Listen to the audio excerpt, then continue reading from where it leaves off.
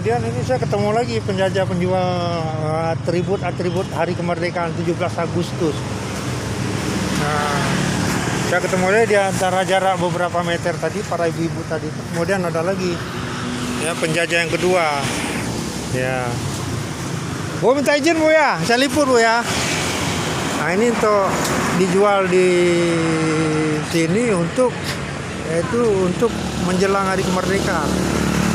Kebiasaan kita tiap tahun di Indonesia ya mengadakan dalam rangka ulang tahun 17 Agustus Hari Kemerdekaan. Oke.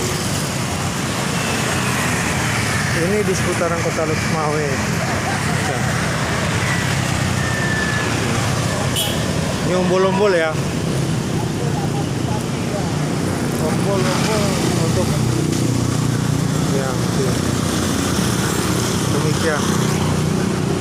Oke pemirsa, demikian saya akhiri liputan saya ya, dalam rangka kegiatan saya sehari-hari ya, love in a day. Oke, thank you.